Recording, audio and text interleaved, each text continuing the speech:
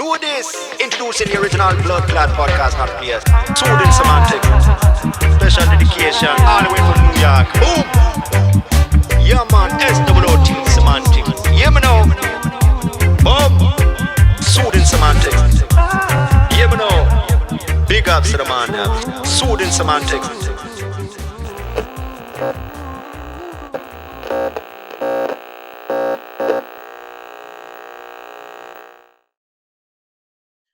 On another episode of Soothing Semantics, I am your host, Rafi Pinsky. Today, ladies and gentlemen, we have a very ethnically ambiguous Jew. We're still not sure what or who he is, which planet he came from, but all we know is that he's trying to build a house in the Philippines, and it's extremely difficult. And we're trying to get the broomstick out of his ass. Unfortunately, there was no lube when inserted, and now it's becoming a very difficult challenge. So, hello, sir. I hope you're able to sit on a chair comfortably. Hey. You can tell I'm sitting on a stool at a high angle because it's just raw down there. It's really Go, man. But you wilding out, man. Well, I'm wilding out. You supposed to be my man. I am your man. You gotta come on, man, please, man. Yo. And I'm approving, motherfucker. I'm sorry, man.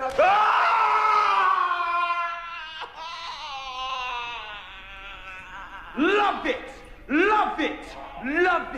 Think about it. Oh man. Yeah, so today we have Tal on the show. He is known as TheTravelingClatt. Okay, and he has a YouTube channel. He's had it for 9 years. He's traveled much of the world. You said you've been to 50 countries or more by now? Yeah, 51 countries. 51 countries. It's amazing. Now you're living in the Philippines. You are, Israeli American. You have quite an interesting background in that sense. You're mostly Iraqi, right? Initially. Yeah, on my mom's side it's Iraqi, and on my dad's side it's Turkish, and another group called Nashdidan, which was like a nomadic group of Jews who used to wander around the Caucasus region, and they spoke Aramaic. But there's not a lot of connection in my dad's side to their roots at all, not to the Turkish side or to the Nashdidan side. So I find myself identifying with the Iraqi side way more because I grew up with the customs, with the language, the food, a lot more. Gotcha. Very cool. Okay, well, I mean, guys, you really got to check out his YouTube channel. It's very enjoyable. It's very entertaining. He always has this excitement for things, especially food. Like I enjoy watching him eat food. As funny as that sounds. So he's done very interesting episodes, and lately, Tal has been doing content on the Israeli-Palestinian conflict, but not just about the conflict, but more in a positive light, where you're trying to get an idea of how both sides think. You've been going with the Bedouins of Israel, the Druze of Israel, the Samaritans of Israel, just trying to get the as I like to call them, Mityachvim, the Jews living in the West Bank, who many call settlers and extremists and whatnot, really getting a very interesting perspective. So without further ado, make sure to subscribe, like, and share, guys. Make sure to check out all of Tal's content. It's at TheTravelingClatt. Okay, and I have no doubt you'll very, very much love it. Hello, sir. How are you? What's going on? I'm doing great. I'm tired. I've been working hard. It's nice to speak to somebody from outside of the circles that I've been involved in the last month. Mm-hmm. Happy to get down to the roots, into some deepness, and not talk about construction for a little bit. So I'm excited to be on. It is such a pleasure having you, man. Thank you for coming. I initially came across Tal's content through Corey Shuster. For whoever doesn't know who Corey Shuster is, he has a YouTube channel called the Ask Project. He's had it on for years now. Must be 10 plus years. Yeah. And I started following his content very early on. I was fascinated by it. He asks questions that people following his channel ask him. He'll take those questions and ask them to either Palestinians or Israelis, and the answers are really, really mind-blowing. You really could just get to see how people on the streets think.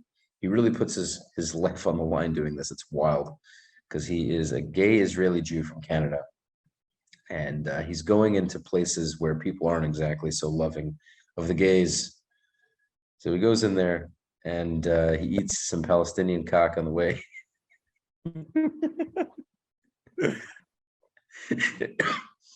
It's K-A apostrophe A-K. It's like kak, but nonetheless, it is very soft and with a nice texture. There's a soft texture inside. There's even a creamy filling. No, I'm kidding. But there is no creamy filling, guys. I'm sorry to disappoint you. But it's very interesting. It's very interesting that Palestinians, one of their main foods is cock. And I think that's part of the conflict. I think if more Israelis were eating cock, we probably it's kind of like a mutually beneficial thing. Israelis like, no, I refuse to eat the cock, not going to do it. Falafel is good for me, fits in my mouth. The cock is too big. And that's been a major point of contention. So hopefully when Tal and I meet each other for the first time, we'll find some cock to eat. We'll have to share some Israeli cock and balls. Like we'll have to get some balls from the Israeli side, some cock from the Palestinian side, and just put the cock and balls together. I first watched one of their videos, and I was trying to find the exact clip, and you guys start basically to take away all of this anticipation. Cock is an actual Palestinian food. It's kind of like a big piece. It's like a big falafel ball, right? More or less. Yeah. I don't know why they don't just call it jumbo falafel. Anyway, it's hilarious that that's what it's called. I wonder if any of them has had it explained to them. I'm sure some American traveling was like, you do know what this means in English, right? It's hilarious. What do you mean? This is an international food. What's the problem? It's delicious, Everyone's eating it. So anyway, that's a cock. What's wrong with this? We make it crispy. It becomes a little harder on the outside, softer on the inside. Yeah, and it's delicious. What problem? So anyways, we, aside from cock, yeah. So the traveling aspect, I have watched some of your videos outside of Israel, but the ones in Israel really got me. And with Corey's video, the one that brought me to you was the one you did in Kalandia. And Kalandia is a refugee camp. It's a Palestinian refugee camp. And it's quite dangerous for Israeli military to go into because they get pretty wild there. They tend to shoot back. They will throw anything. I mean, they've been known to throwing donkeys off of buildings. They'll throw cinder blocks. They get pretty rowdy over there.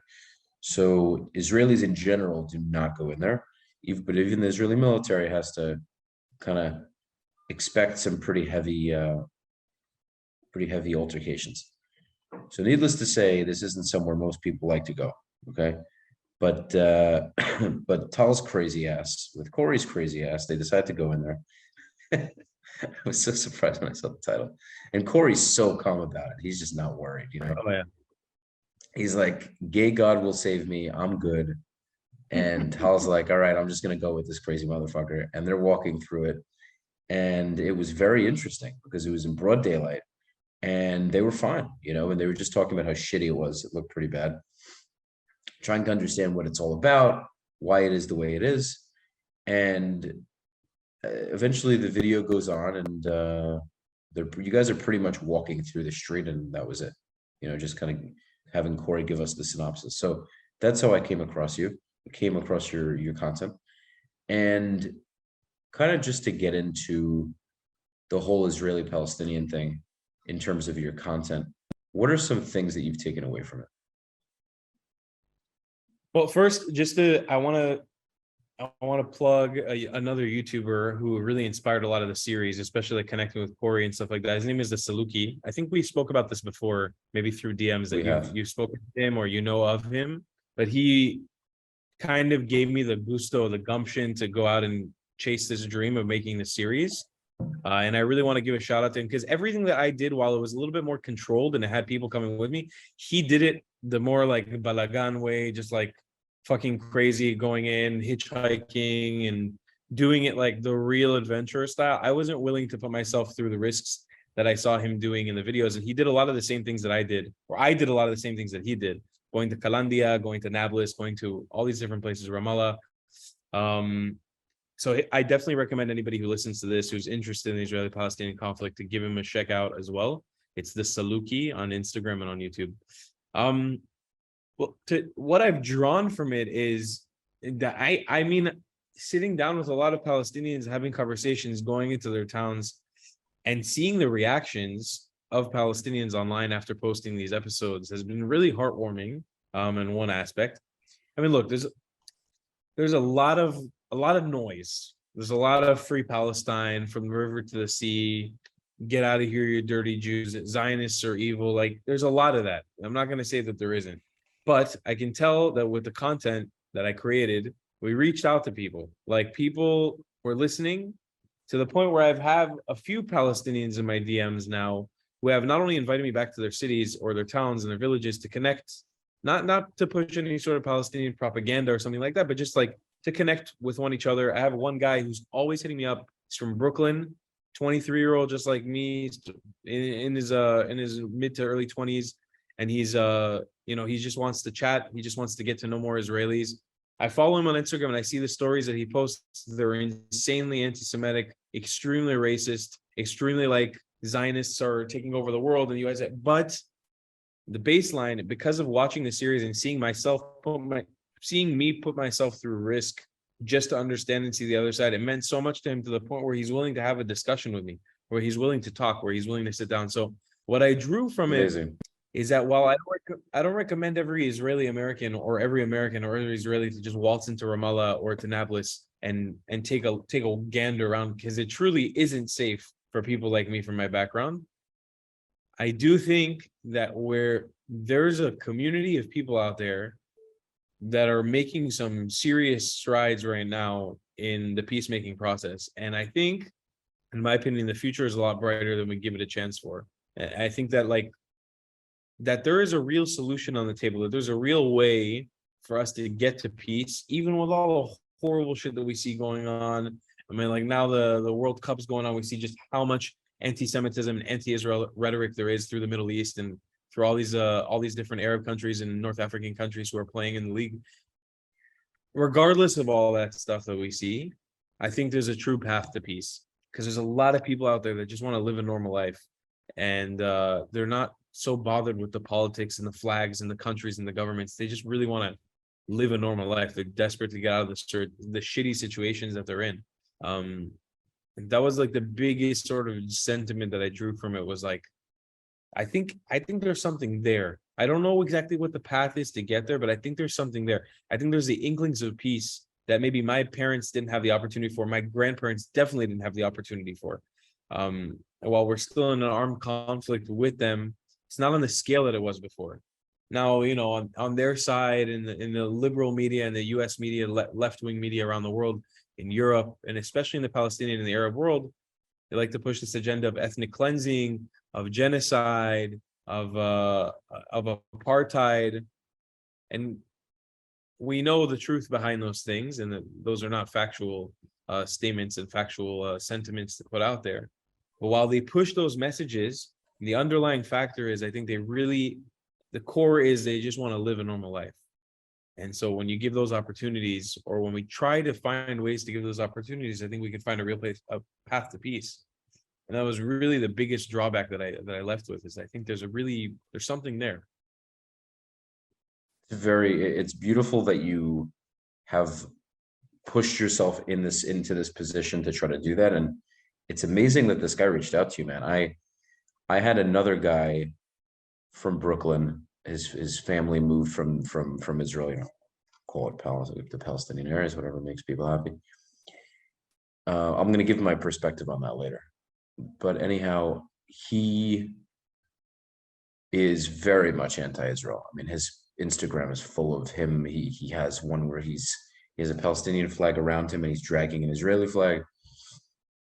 And I started following him on Instagram about a year and a half ago, and I wasn't even actually following him. I was just watching all his stories, and I came across him because one of his very good buddies was joining in on beating up this Jewish kid in the middle of Manhattan on the street. Like, it was a couple of them just beating the crap out of this kid because I think he had an Israeli flag on him. And it was during the time, not the last time Israel and Gaza had their exchange, but the time before that. It was the second to last time. I forget what operation it was and whatnot, but there were a lot of rallies and back and forth, pro-Israel and pro-Palestine rallies at each other's throats in the city.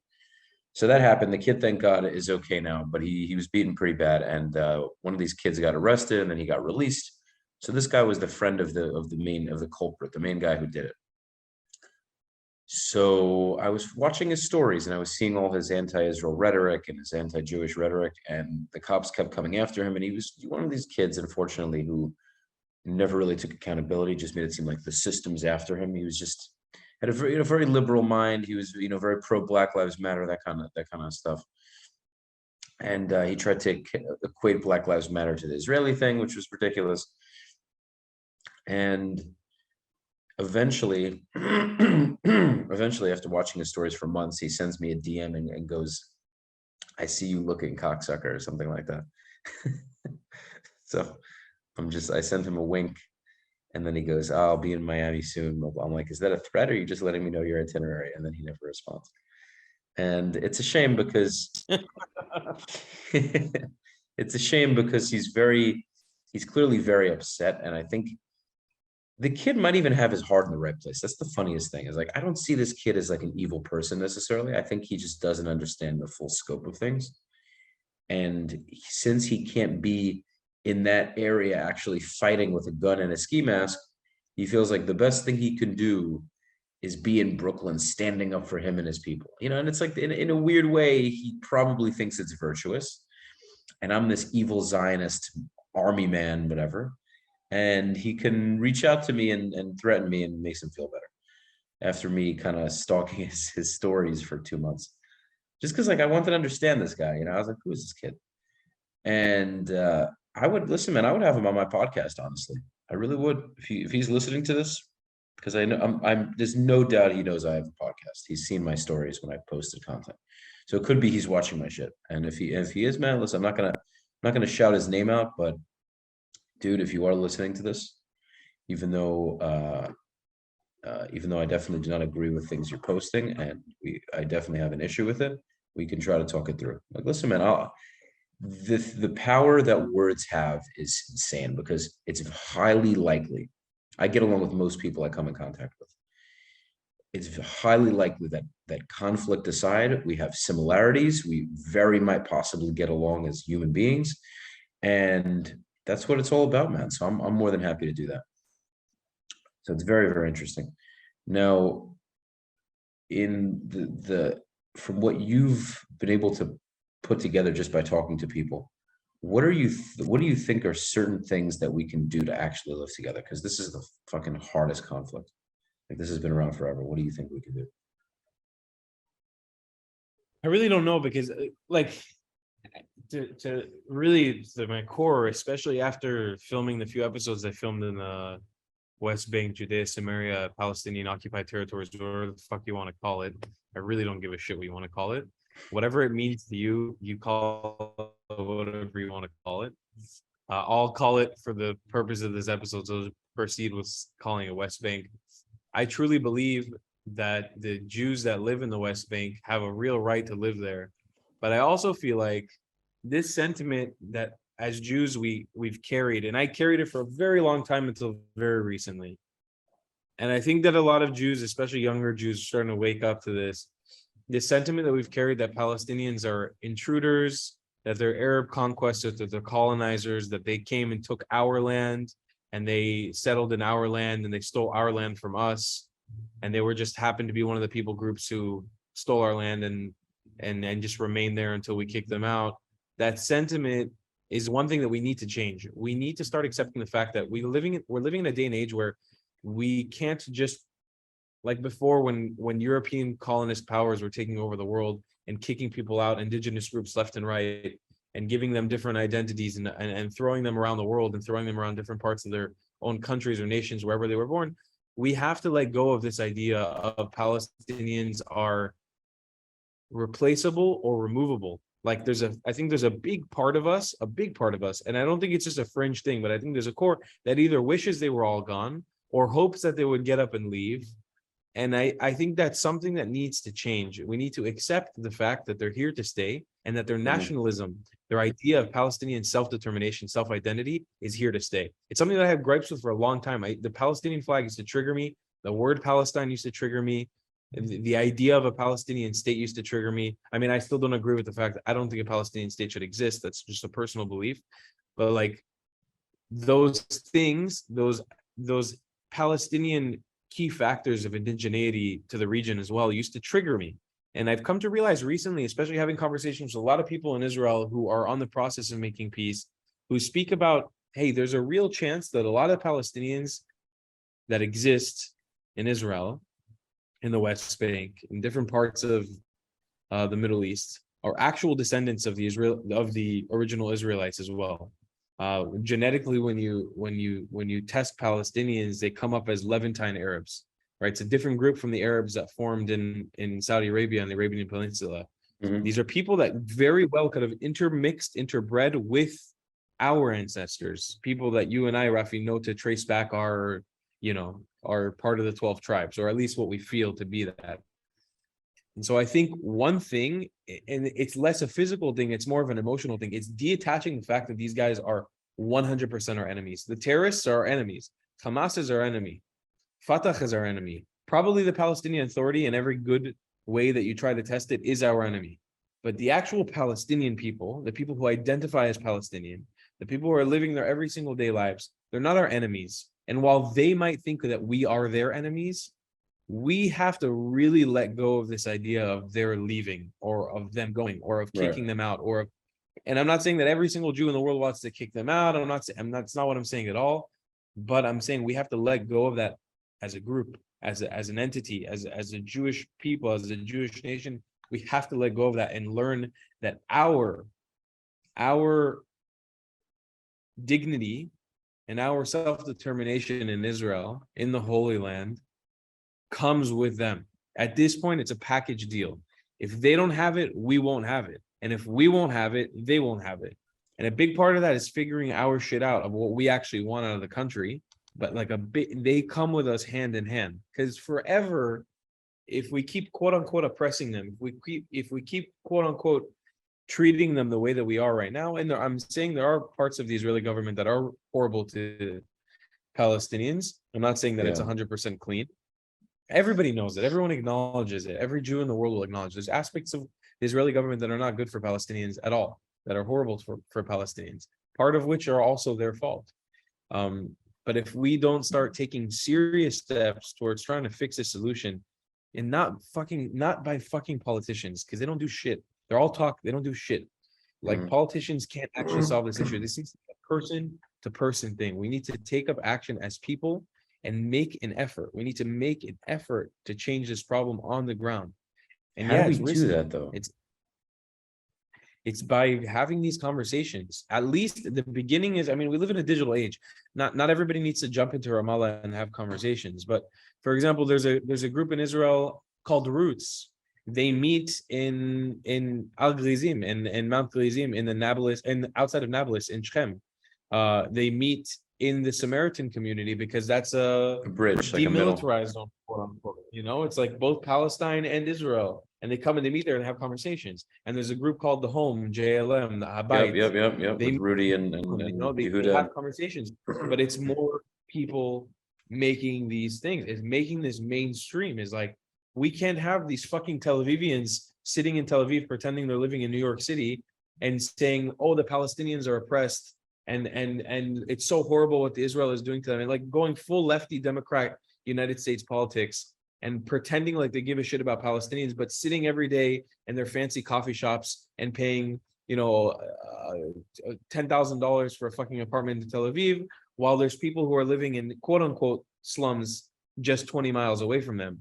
and they don't want to. They have all the good intentions in the world, but they actually want to do shit about it. It's about those people also stepping up to the plate and living on the edge and taking a risk with their life and coming to have a conversations. And the same exact thing from Palestinians. It's fucking rising up against their shitty government. It's making a fucking change. Hamas in Gaza that's not going anywhere. I don't think that situation can be fixed.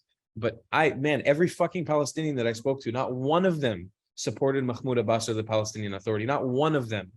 And they are not, I'm not going to say Palestinian people are violent people, but they are not shy to violence. They take up violence all the time when it comes to Jews and to Israelis because they feel like they're oppressed. Their own government is oppressing them every single day, and they acknowledge it and they don't do shit about it because they feel like if they do shit about it, they'll be killed by their own people. But guess what? If you do shit about it against Israel, they get killed by Israel. So it's like, what do you want to do? Make a change. Well, arguably, it's much worse when they go against their own people. We're actually, they know when they get arrested but when Gazans get arrested by Hamas, they get wrecked. They get tortured. I mean, it's not that Israeli intelligence hasn't tortured Palestinians, they have, but they get terribly mistreated when they get arrested by their own people. They prefer to get arrested by us. When we put them in jail, they're in much better positions than when they get jailed, because they probably don't even have proper jails.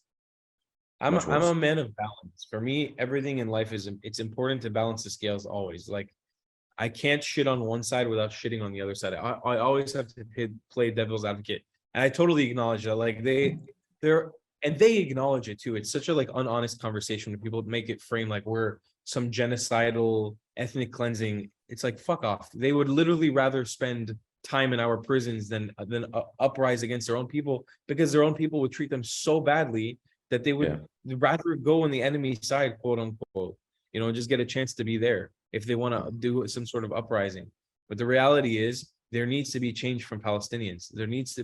We're seeing what's going on in Iran now. I don't know if it's going to ever amount to anything serious. I don't know if there's ever going to be some monumental change, but you see Iranians are not giving up.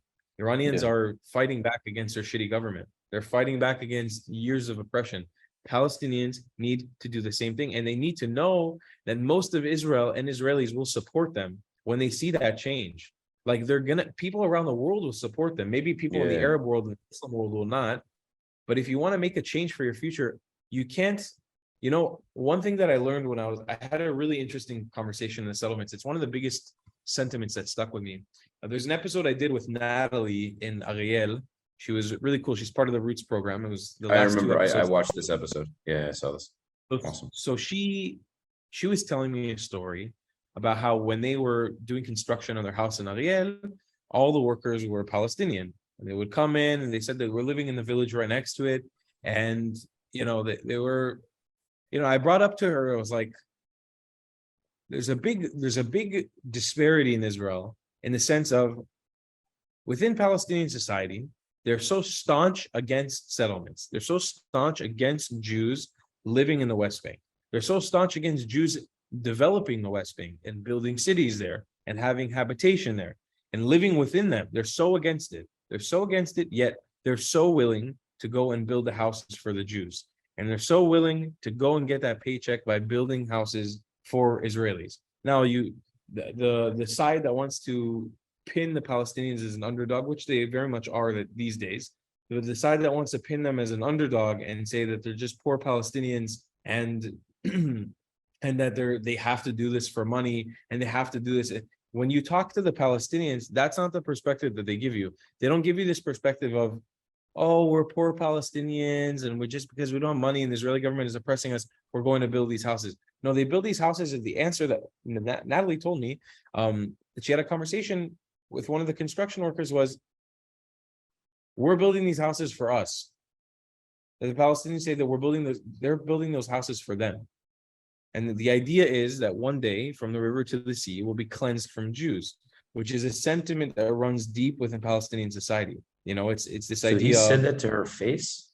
Yeah, I can't remember exactly the details. Don't quote on me. I think it was a friend of hers had this conversation, or she directly had this conversation with a construction worker. But the sentiment is that these houses are being built for them.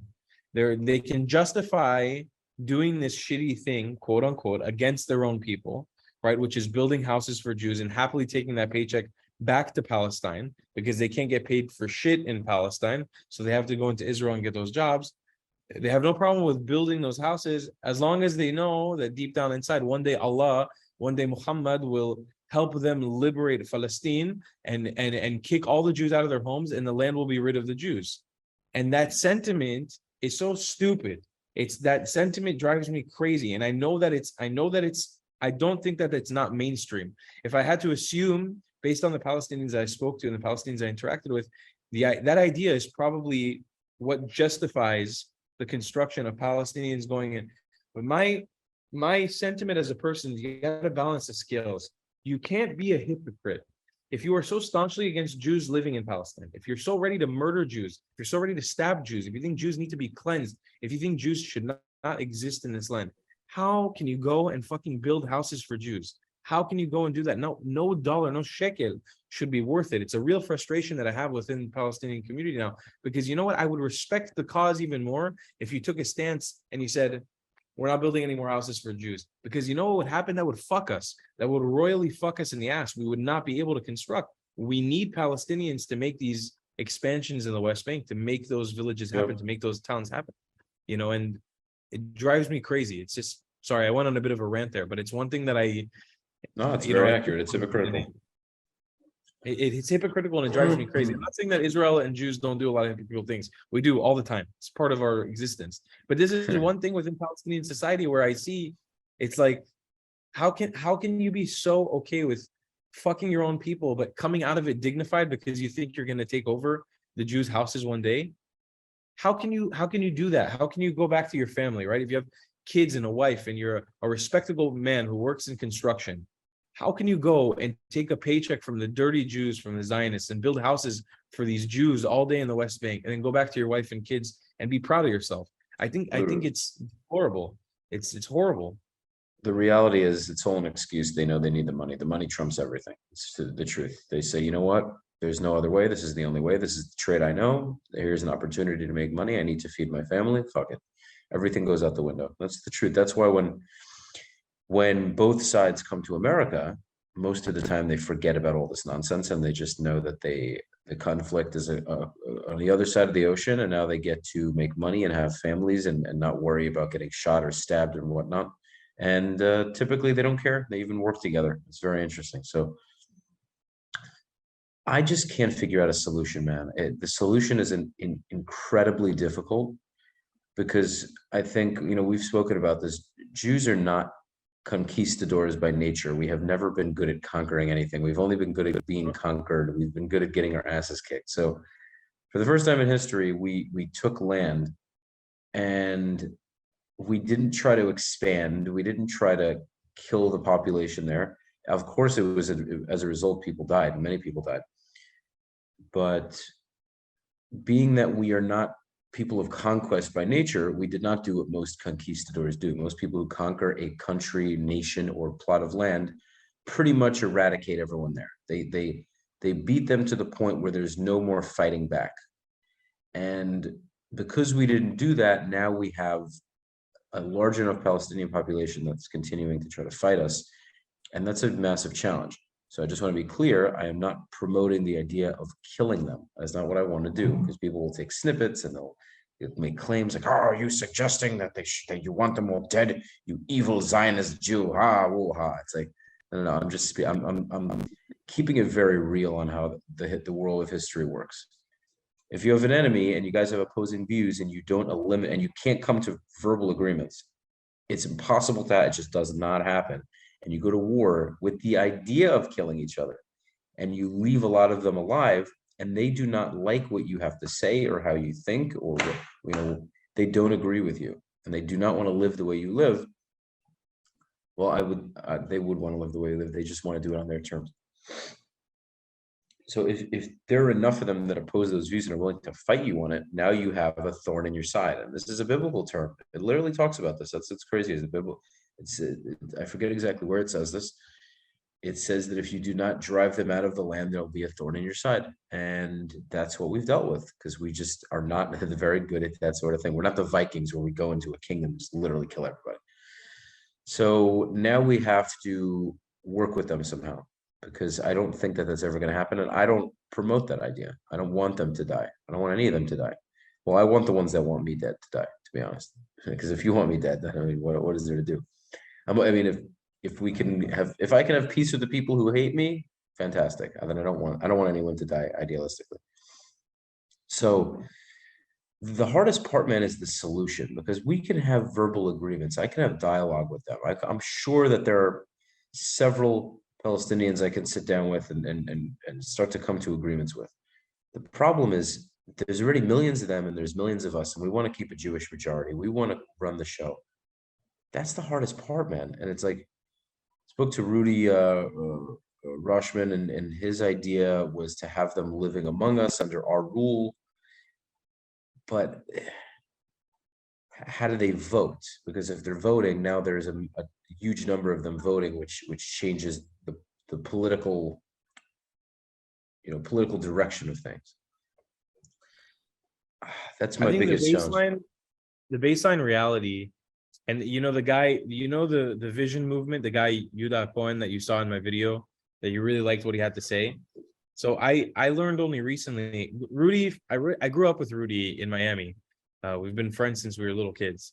And I went to high school with Rudy in Miami, and I learned about how he's been sort of progressing in his journey as a Zionist and decolonizing and bringing up Jewish indigeneity to Israel, to Judea, and what being a Judean means, and all these different things. And I only learned recently when I was in Israel that sort of the founder of a lot of these talking points and a lot of the stuff that Rudy knows and learns is Yehuda Cohen, who lives in Beit El, outside of Ramallah and outside of Jerusalem in Israel, in the West Bank. And when I sat down with him and I learned sort of his vision on what it means to be a Jew, what it means to be an Israeli, what it means to be a descendant of this people, it was fascinating, and it helps you understand what we can do moving forward. I don't know that I could say a complete plan to peace, but I tend to really agree with the idea now more than ever. There is, in my opinion, no warrant, no right. There's really no respectable way, not only to Jewish people, but to Arabs, to the Druze minority, which are Arabs, to the Bedouins. There is no respectable way that you could approach or propose a Palestinian state. If it would have happened in 1948, then great, have at it. It would have been another Arab country joined to the list. But now, what's happened between the wars, between the land grabs, between Jews moving in and living in the West Bank and what was the proposed Palestinian state, there is no way and there is no warrant and no right for a Palestinian state to exist. It shouldn't exist nowadays. Israel has the power. It's backed by Western countries and Western economies.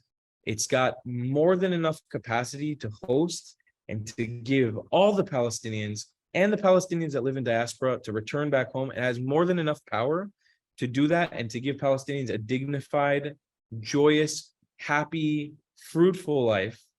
Figuring out the way to do it, that's the hard part. But for the capacity to actually do it, there's no reason that there should be another Arab country called Palestine. It shouldn't exist. There's no warrant for it. I don't think so. It'll be such a small area, so hard to defend. You'll always have this enemy, Israel, which is always going to be so much stronger than you. And slowly, all the countries around you are slowly going to be siding with Israel because that's where the money is. You already see it happening in Lebanon. The UAE, all the Gulf states are slowly already siding with Israel. It's like Palestine will devolve into what the Gaza Strip is. There's no way, and so many analysts on the situation have said this. The only way that you can have a fruitful, dignified Palestinian state is by giving Jerusalem the capital, is by removing all the Jews from the West Bank and only making it a homogenous Palestinian enclave where there's only Palestinian Arabs living in it. And they could be Muslim, they could be Christian, but there can't be Jews there as per their charter. That'd be the only way it'd be fruitful and something that they would feel dignified setting up as a country. And it's just not gonna do anything. It's gonna devolve into chaos. It'll devolve into violence, devolve into human rights atrocities, and nobody in the world wants that. So while I don't know the exact path for peace, I know that we need to be in power. I know that Jews need to have dignity, respect, and power and control in Judea, in Israel. in this historic land that we're from. And we've been blessed with the opportunity. I'm sure that every Native American tribe in the United States of America would kill for the opportunity to have an Israel, would kill for that opportunity. And we got it. Who are we to give an inch of it up? Who are we to do something like that? We're just people. Our politicians are just people. I mean, I also believe in the divine. I'm not super religious, but I believe that this happened for a reason, that we got this incredible opportunity from the power above, you know, from whoever or whatever is watching over us, to give us this piece of land, you know, to give us our rights back, our dignity back in our own land. And we have no right, in my opinion, to give up any more inches of it. Gaza Strip was a huge mistake. We can see that now. You know, we can look back in retrospect. It was a horrible mistake that we gave it up. There was a better way to do it, you know? And I think that while, again, the path to peace actually is not clear at all, it's probably the most difficult aspect of it. I know that a two-state solution is not the path for peace. That's for sure. I know that America's involvement and the UN's involvement is not the path for peace at all. Even though America has been saying, like the US and Joe Biden's government recently has been saying a lot of things in defending Israel in a lot of actually cool ways that I'm surprised to hear. But I don't think that they need to have a part in it. I don't think the UN needs to have a part in it. I don't think that any European country that doesn't have a direct stake in the game needs to have any part in this conflict. I think that maybe our neighbors like Lebanon and Syria and Iraq and Egypt and Jordan, if they were to come to the table realistically, not in an Islamic Arab imperialist way, if they were to come to the table realistically and help us find a solution to unify this part of the Middle East, to unify the Levant, make this a region that truly is about peace and prosperity and respecting and bringing us back to maybe something we had a little bit before 1948. Not saying that it was truly it, but maybe something that we had under the Ottoman Empire.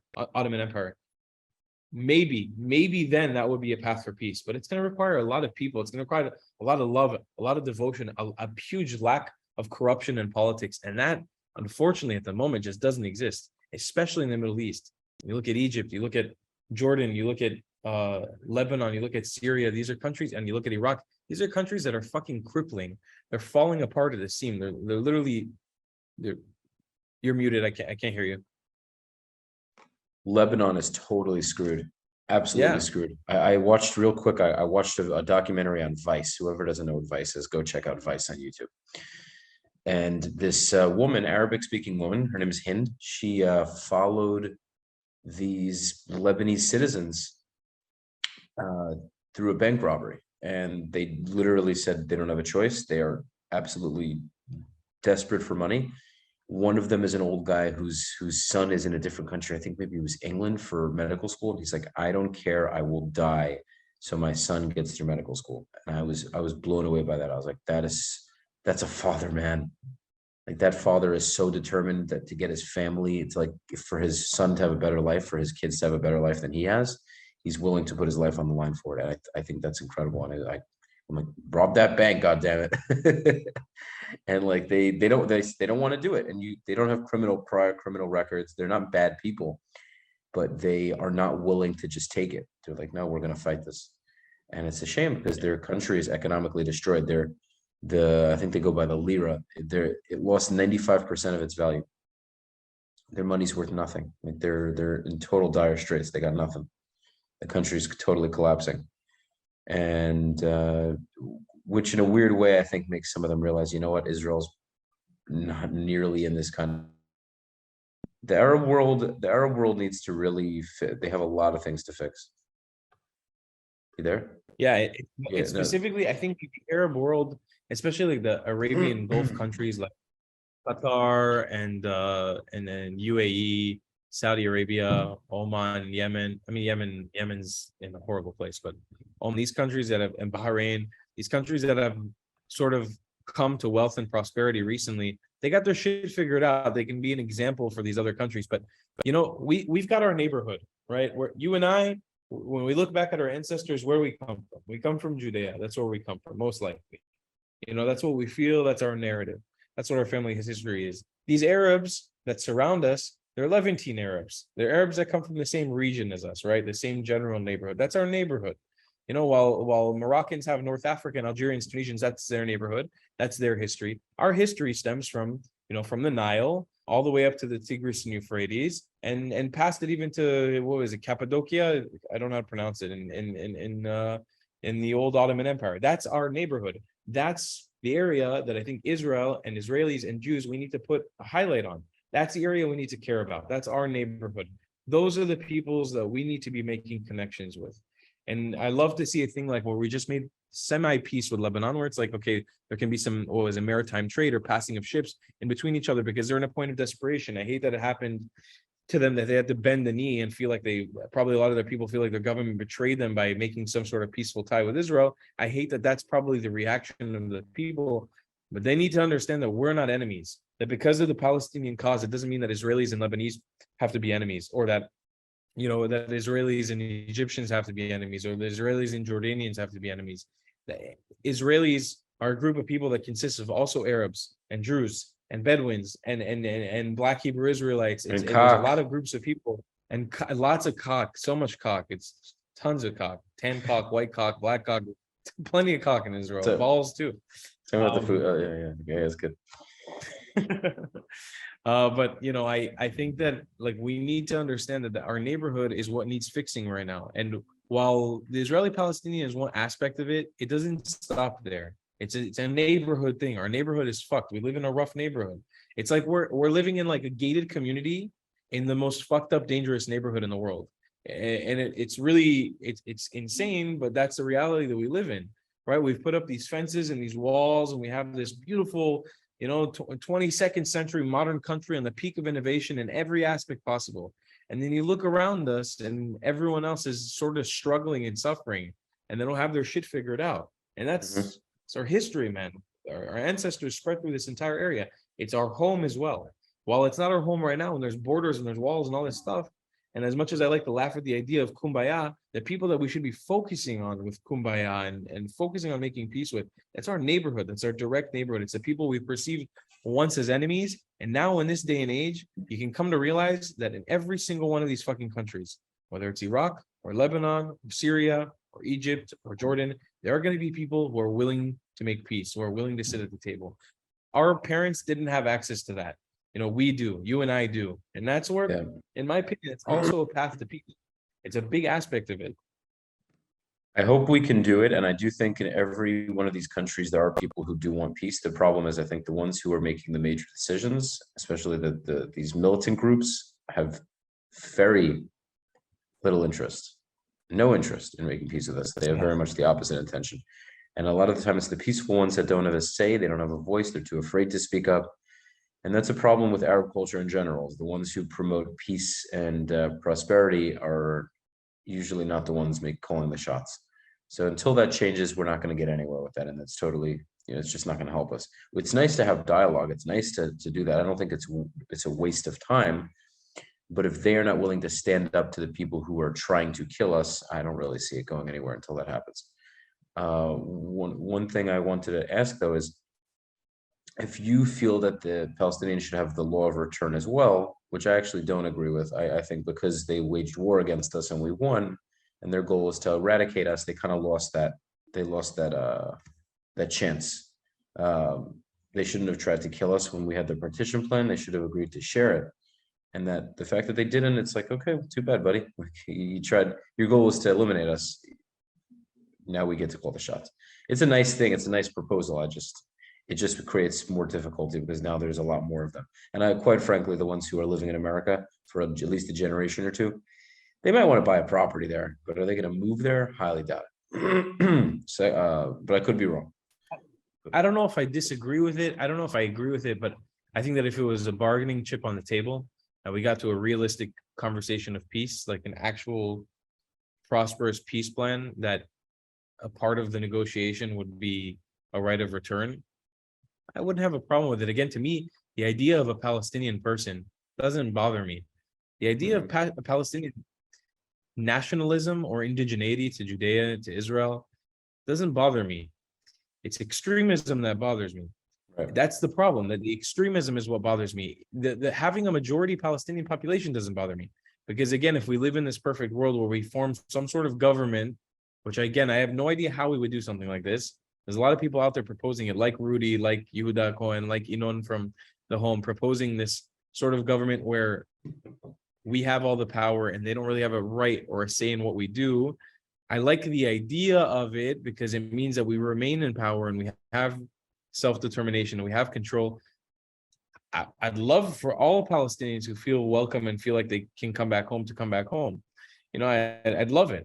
I want that for those people. I want those people to feel, I don't want those people to feel for the rest of life because their ancestors made some shitty mistakes. Their ancestors didn't stay. Their ancestors left, or the ancestors decided to wage war because their people before them decided to those people made a mistake. I don't want those kids to have to grow up in a place like America and feel belonging to Palestine their whole life and never have access to it. It's a horrible feeling. I can't imagine what it would be like to be an Israeli and never have access to go back to Israel. Like, my ancestors just felt that feeling very raw and very real. But now I live in a day and age where I can freely go to Israel whenever I want to. And it's a blessing. I'm so grateful for that opportunity. Mm-hmm. I never, ever want to live in a world where I'm denied that right. You know, if I belong to some place, I feel like I belong to some place, I would hate to feel like somebody would deny me that right, especially a government, which is not my own, a government that I can't negotiate with. So in a perfect world, yeah, I'd love to see Palestinians if we could figure it out, a way for them to come back. I'd love it. That'd be awesome. But just like you're saying, is like I don't know how we get to that point. I really don't know how we get to that point. But I wouldn't be staunchly opposed to it. I wouldn't say, no, that's my no. I can't do that one. Okay, so you're not worried about them being the majority though? Because how does that work? How does that work for voting? Well, the problem is also we're taking a massive risk doing something like this because first off, I don't want them to be the majority. That's me. I don't. I want the Jews to be the majority. I think that's a danger. And people listening to this might be like, "Oh, you're afraid of what could be," meaning they would. How would I kind of articulate this? Maybe they'd think I'm some sort of Islamophobe. An Islamophobe, but a supremacist, right? Like, oh, you're trying to keep the Jewish majority. It's like, well, I think for safety reasons, it makes sense. You're trying to keep you want it to be a Jewish state. If the Jews are not the majority in that state, it's kind of hard to keep it a Jewish state. It makes it challenging. If you want to keep it democratic and the Arabs are getting the primary votes and their votes are pushing for pro-Arab, pro-Palestinian rights, which make it difficult for us, it's a challenge. And also security risks, because how do we guarantee that by doing this, there still won't be Arabs with the sentiment of Hamas or of Islamic Jihad or of the Lion's Den and all these groups? If we're letting them all into the country, who's to say that we're not going to be dealing with stabbing attacks all over the country now? And then what's going to end up happening is we're going to end up having to fight them internally, which is extremely dangerous. And that's the scary part, is like, it sounds like some conspiracy theory, but this is a big reason why Israelis don't want to do this. Yeah, I think it's a really, really, really complicated step in the equation of the solutions to the Israeli-Palestinian conflict. I don't know if it's a realistic thing, but in a perfect world where these proposals of people like Rudy Rochman and Yehuda Cohen and the Home, where we have this ideological state. The thing is, and this is me repeating the talking points that these people that are way smarter than me, way more educated on Jewish indigeneity of the land say. This is something that they say, and this is not my original talking point. We need to come to a decision on what the fuck we want to do. What is our purpose? Why are we there? What are we trying to do? Are we trying to run a modern democratic country that doesn't have the touch or the existence of God within it? If we do, in my opinion, all Palestinians need to come back tomorrow. You know, if we're running a modern democratic state, it's either 0 Palestinians should come back or all the Palestinians should come back. If that's a democratic state that's just based off on the current laws, built on an imperial Western colonial unit. You know, people who are smarter than me, more educated on this, like Yehuda Cohen, proposes something different.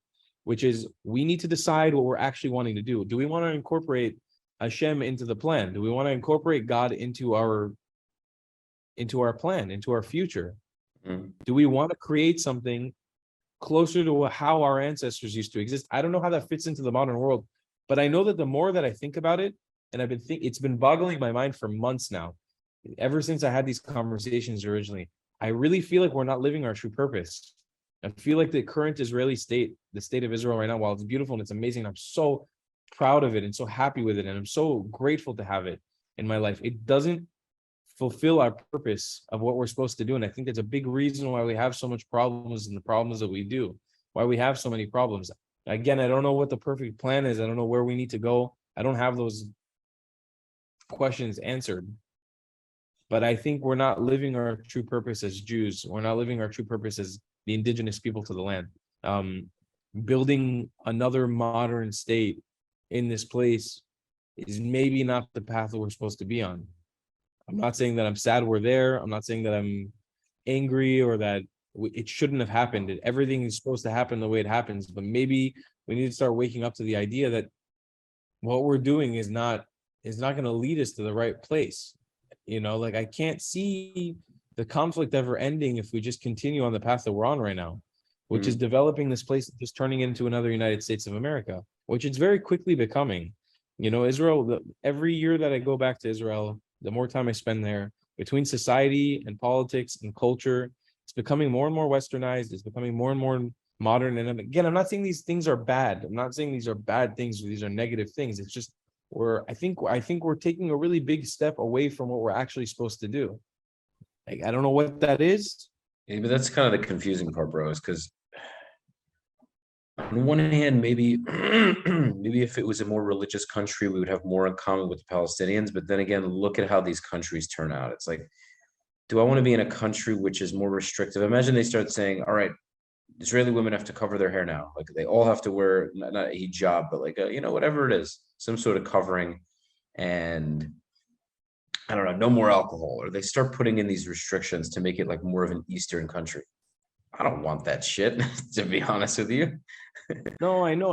But again, those are not like the tenements of Judaism. A lot of them have been built up around the diaspora, right? Like what we used to practice 2,000 years ago, the destruction of Beit HaMikdash, is not what we practice today.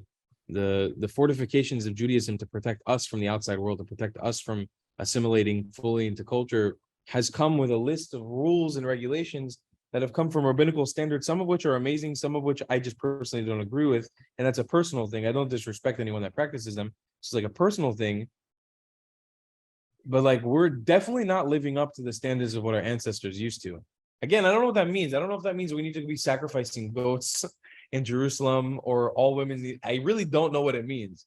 But I know that the second I started understanding these things a little bit more, and I had these conversations and started just like understanding a little bit more about like what we actually were, I started realizing it's just like there's something that's not clicking here. And maybe that's the reason why none of this is working. It's just like, if we keep going in the rate that we're going now, and we keep going exactly on the same path, how will anything ever change? We're just going to continue to oppress Palestinians. And that's how the world will see it. Well, we'll never see it as oppression of Palestinians, because I don't see it as oppression of Palestinians. I don't see it one-sided.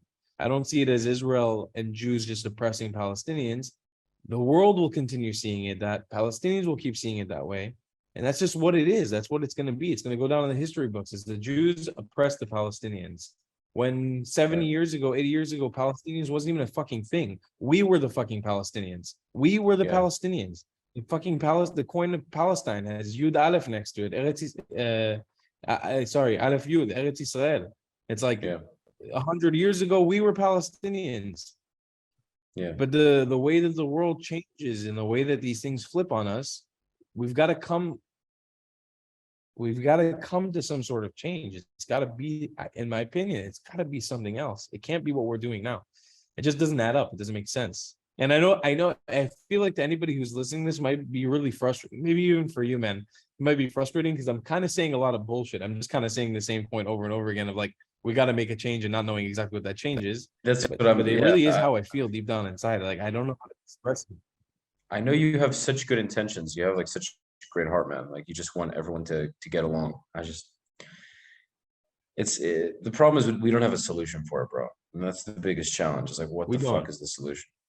Because we don't, anything we decide to do, that's the hardest part, is that anything we decide to do is such a big risk. We decide to let them all in and flock into the country, we're putting ourselves in serious potential trouble.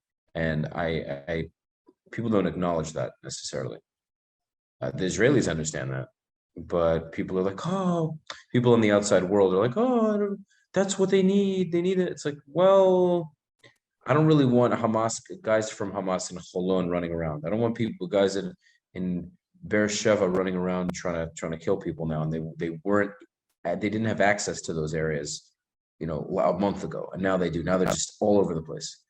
They're causing crime. They're not established. They don't speak Hebrew. They're not integrated. They don't have a trade. They were living in Gaza for all this time, selling potatoes, and now they're in a major Israeli city and they don't know what to do.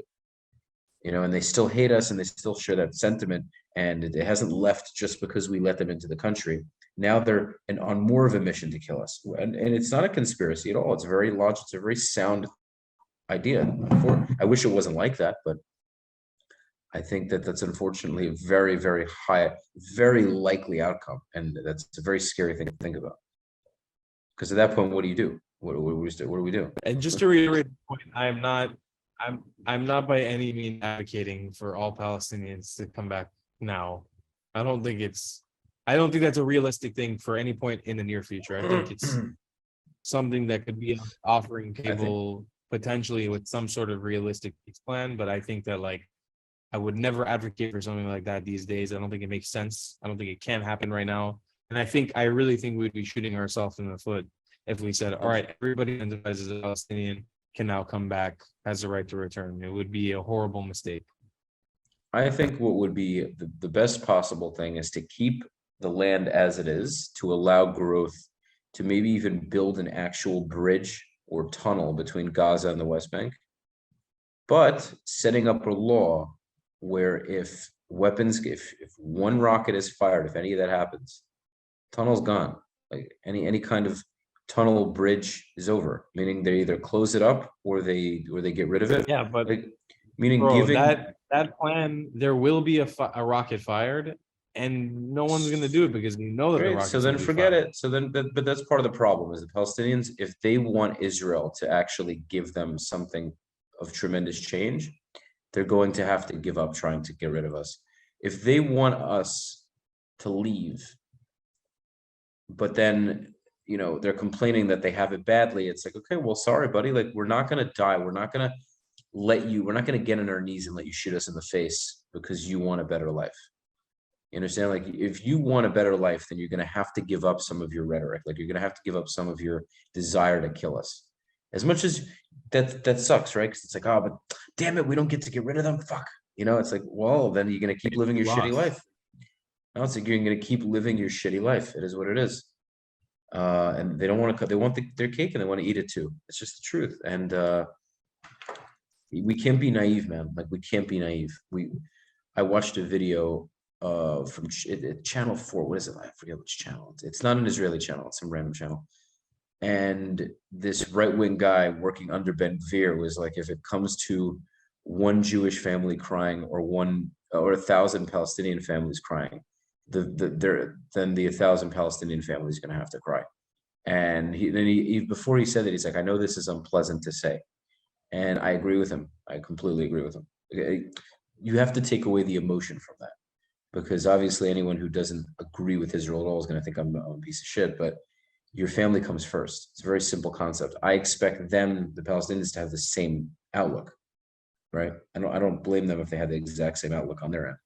So unfortunately, we do take sides, and it makes sense. We're prioritizing families. So I don't have a solution. All I think is we should start with having dialogue and conversations. And we also need to be strong. Arab culture responds to strength. It is so blatantly obvious. They respond to strength. If Israel was weak, they would absolutely mop the floor with us. They already take advantage to some degree, because we are enormously more powerful and we let them get away with certain things. And it's funny because people would be like, you let them get away with things. Are you kidding me? You guys are the worst. It's like, if other countries were in this position, you have no idea the kind of things they would do. If the Palestinians Oh my God. if the Palestinians were neighboring an Asian country, oh my God, bro. Over. It'd be done. China? If we were the ethnic cleansers that they claim that we are, the people committing this mass genocide, apartheid, oh my God, that we are the fucking worst at that. If that's what we're doing, because their numbers keep growing and their population keeps getting bigger. Like, if that's actually what we were doing, that's actually what our plan was. Yeah, during the establishment of the state of Israel, there were a few Palestinian villages, a few Palestinian villages where terrible shit happened. Bad stuff happened. There were rogue soldiers who massacred Palestinians, who massacred Arabs who were living in the area. There were mosques that were torn down, some with reason, some without reason. There were bad things that happened. No doubt. But it wasn't a fucking picnic. It wasn't like Jews came in and started shooting people. We were in a fucking active war. And this idea that people are trying to claim, like, the Jews just came in and started shooting everyone willingly with fucking refugees from around the world with the fucking like socks and underwear. That's all we had. Literally starving from the concentration camps or starving from other Arab countries that kicked us out. Just trying to fucking settle and make a life where we're from. And we were in an active war. It wasn't like some colonial state coming here and taking over and murdering everyone. But the idea is, that's the idea. And that's the fucked up part about it, is that that's flipped. It's flipped on us somehow in such a fucked up way.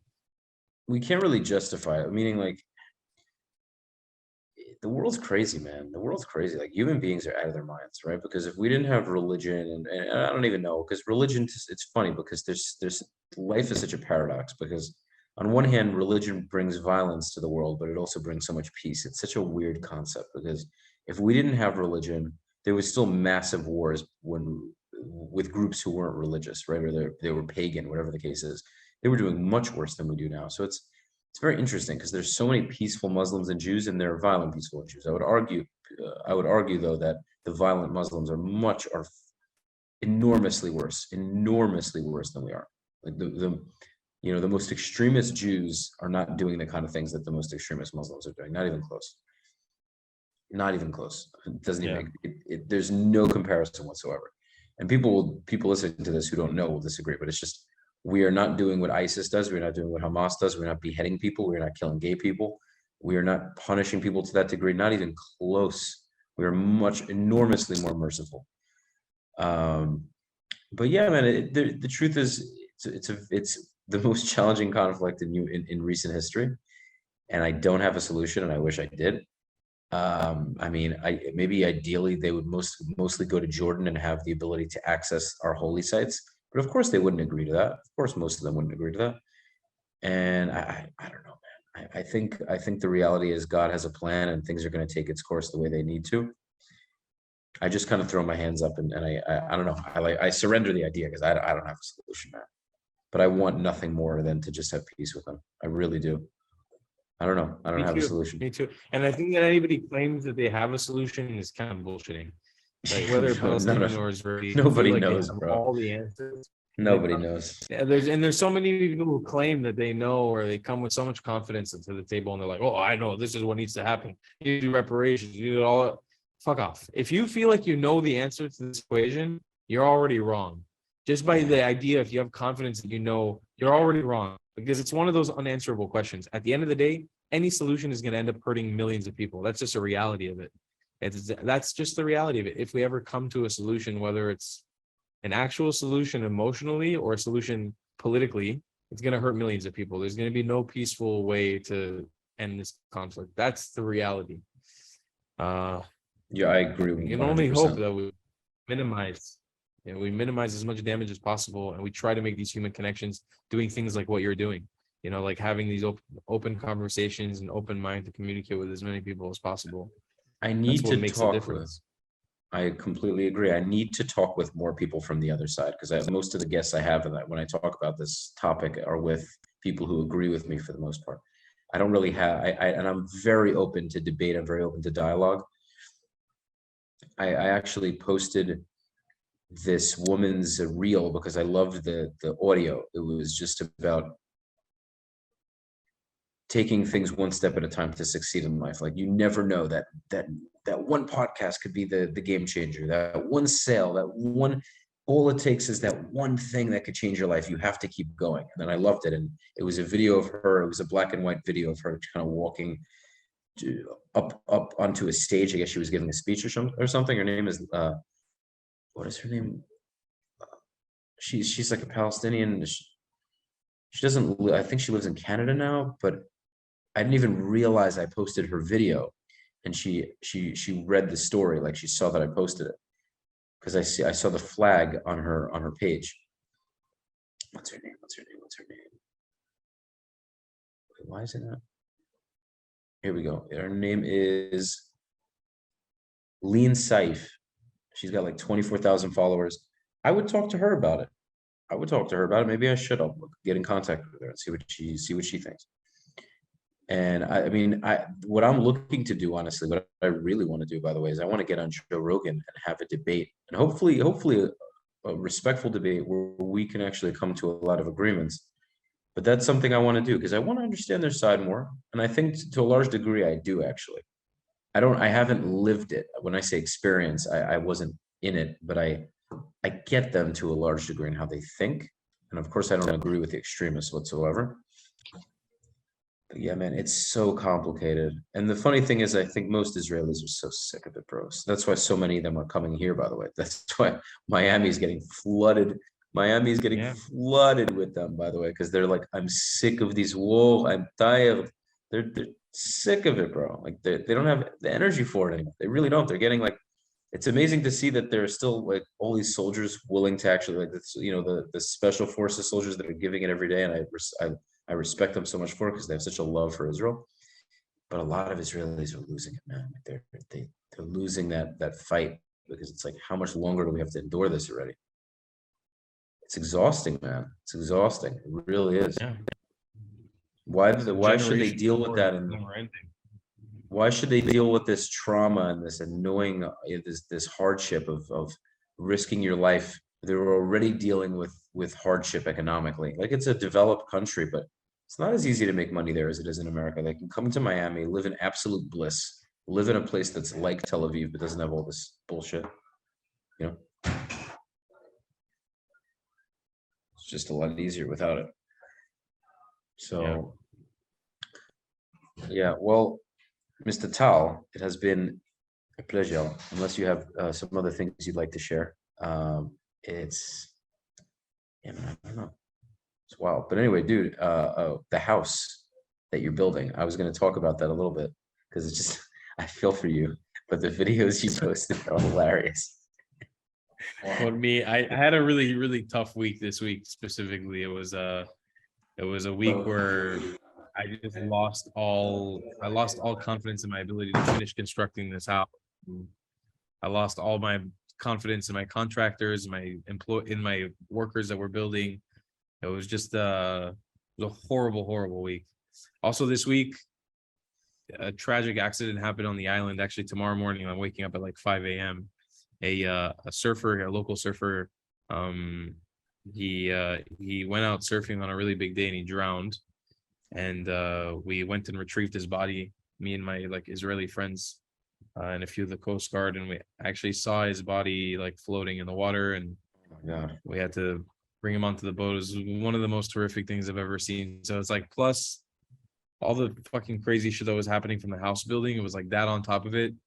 Gives you like a sense of mortality and self-worth, and it makes you really question and think about a lot of things. It's been a very, very insightful, deep, hard, tragic week in a lot of ways, but it's nice to end it with this sort of podcast because it lets me reflect on something a little bit different. You gave me like a nice break for my own brain for like the last hour, which I really appreciate. I'm glad to hear, man. And that's so unfortunate, but it's nice that you did that, man. You at least got the body. Damn, I don't know, man. That kind of turns me off from surfing, bro. No, it was a totally avoidable mistake. It's actually like the first case of this ever happening on the island that I know of. I think that most of the community that lives here knows of. It was a totally avoidable mistake.